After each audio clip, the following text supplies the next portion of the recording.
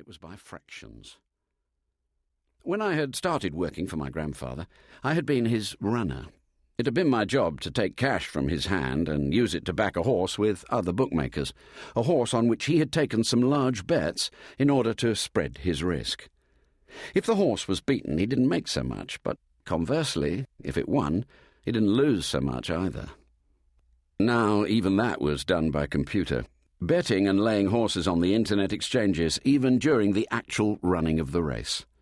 Somehow the romance and the fun had disappeared. Just as mobile phones have caused the demise of the tic-tac men, computer gambling was now killing off any bookmakers with personality who were prepared to back their hunches. And I wasn't at all sure if it was good for the punters or for racing. £20, horse 2, said another man, taking the plunge. 20 on 2 at evens, I repeated, not so much for the man in front of me, more for Luca Mandini, my assistant, to enter the bet on his computer. Luca was my magician, my internet whiz kid with a razor-sharp mathematical brain, who stood right behind me. His fingers tapped his keyboard, and the betting slip duly appeared from the printer. Without Luca, I was sure I would have given up by now, forced out by the relentless bully boy tactics of the big bookmaking firms, who did all they could to squeeze the profit out of the small independents. It was the same in the grocery trade, where the big supermarkets used their muscle to force the small shops to close. They didn't necessarily do it on purpose. They just did it in their never-ending drive for bottom-line figures to satisfy the expectations of some faceless group of shareholders. I was the sole shareholder in my business, and I felt the pain. I lived in daily fear that Luca would be enticed away from me by some other outfit, maybe one of those big firms who, it seemed, would stop at nothing to put the likes of me out of business in their greedy quest to capture a larger share of the betting market. I took the slip from the printer and handed it to the man standing patiently in front of me. "Are you Teddy Talbot?" he asked. "Who wants to know?" I asked him back, while looking beyond for my next customer.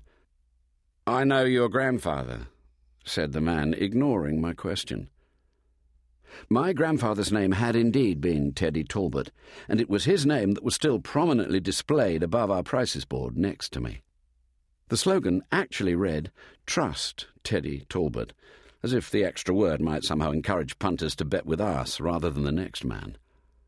"My grandfather's dead," I said, still looking beyond him and hoping that he would move away.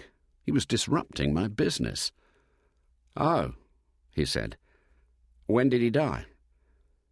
I looked down at him from my lofty position on a foot-high metal platform. He was grey-haired, in his late 50s or early 60s, and wearing a cream linen suit over a light blue shirt that was open at the neck. I envied the coolness of his attire. "Look," I said, "I'm busy. If you want to talk, come back later, after the last. Now please move aside." "Oh," he said again. "Sorry." He moved away, but only a short distance from where he stood and watched me. I found it quite disconcerting. "Wade in," announced someone over the public address system.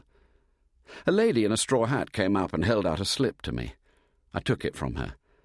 Trust Teddy Talbot was printed across the top, as it was on all our betting slips. It was a winning ticket from the previous race, the first of rather too many.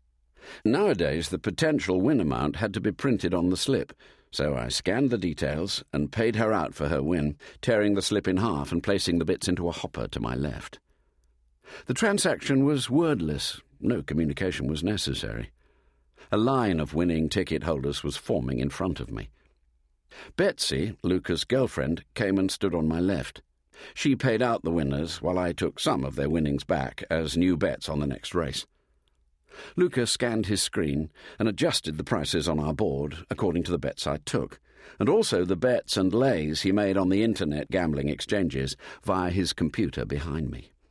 It was like a balancing act, comparing potential gains against potential losses, always trying to keep both possibilities within acceptable ranges. It was my surname on our board, and I was the handler of the punter's cash, but in truth it was Luca with his computer, who was the real bookmaker, betting online and setting our board prices to always try to keep our predicted return greater than 100%, as indicated.